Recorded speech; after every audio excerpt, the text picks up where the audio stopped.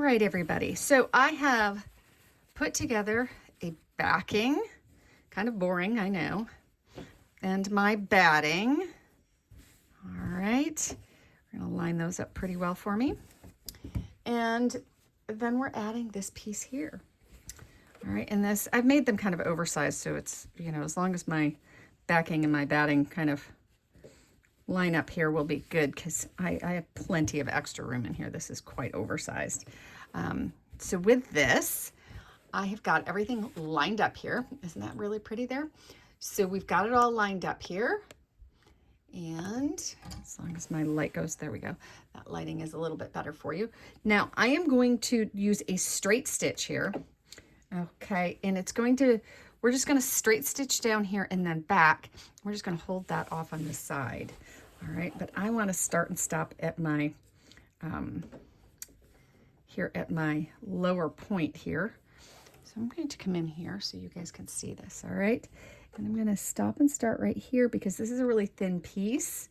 We want to be really careful. Now I am going to sew through all three. I'm using a clear foot here so that you guys can see what's kind of going on. There we go. And that's so I can see more of what I'm doing. I know I'm a crazy person who doesn't use a walking foot, but I'm working on really, really small projects and my machine doesn't mind that I'm doing this, which is a good thing. And now I'm just kind of going slow here. And I'm going to come down around the edge of this loop here. As you can see, I'm kind of going slow here because I want to go around the loop. Ooh. There we go. And I want to be careful to make sure that I'm staying in the stitching here. I want to stop with my foot down, which sometimes you have to actually put your needle down with your hand crank to make that happen.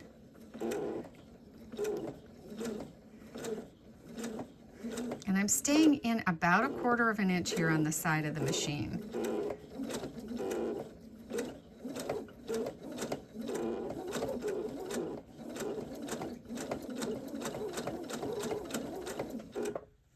There we go.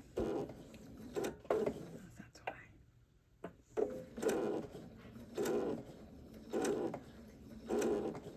All right.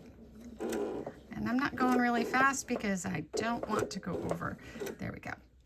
Now, I basically come forward and backward on this. I'm using a blue thread on the top and I used a purple thread on the bottom because what I'm dealing with is variegated. So what difference does it make, right? So we've done our straight stitch there and I'm going to bury my threads here. These threads, not the big thread. All right. And now we're going to quickly stitch up these lovely little pieces here, and I'm going to switch my stitch on this, and I'm going to use a blanket stitch, and I prefer to use that blanket stitch when I do these because I think it just holds them in place better than some of the other stitches do. And when I usually set my blanket stitch, my machine automatically goes a 4, so it'll do 4 stitches and then goes 2 in as far as the length, and I like mine a little tighter. So I tend to go a 2 and a 2, which will put it really tight, but when you have it a tighter seam when you go through, or tighter stitch when you come through these arcs, it just works a little bit better. So I'm going to do this first one with you and then we'll fast forward through the rest. Okay, so I start, and I almost always try to pull didn't do that for the other one just because I was being a little crazy. There we go. There it is. Here's my bobbin thread. I'm going to pull it up just so it stays out of my way.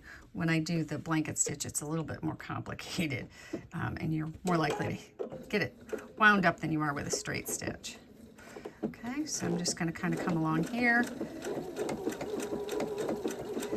and you just move along slowly. All right, make sure when you hit the curves here, one thing you're going to note is you're going to want to make sure when you stop with your foot down, and that takes a little bit of practice to learn how to stop with it down so that you can go through your curves. And that's really the trick when you do this, is stopping with your foot down. And when you stop with your foot down, then you can kind of come along here, and it's just much easier to move. If you have to, you can pick your presser foot up, but make sure your needle is down when you do that. Otherwise, you end up with your stitches being uneven. Okay, so we're going to kind of come through here. There's an example. I'm going to turn that so that it follows the edge a little bit better. And now we've got to get tight again. So that tight curve, I'm going to pick it up and move it. And I'm going to do it again. And see, that's how we get through those tight curves, is you just stop with your needle down and move your fabric accordingly. Okay, there we go. We'll make it all the way through this S.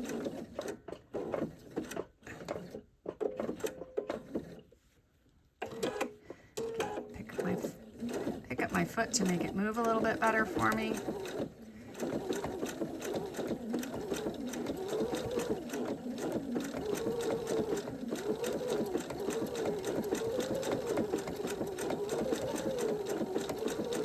Show you when we get here a little ways to show you that really my fabric is not minding in the back. Okay. Okay, so just so you see, my fabric isn't getting bunched up in the back. It's staying pretty straight, which is really what you want, is you want your fabric in the back to still lay flat. So as long as you're kind of moving it along, picking your presser foot up when you've got these sharp turns, you won't bunch your back up, and you won't bunch your binding up, or your batting up. And the trick is learning how to keep your needle down when you need to move it, okay?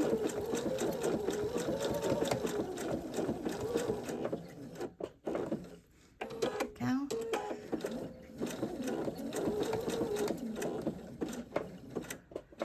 There we go.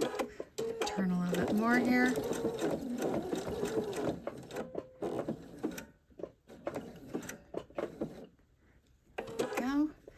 Come down the home stretch here from this S.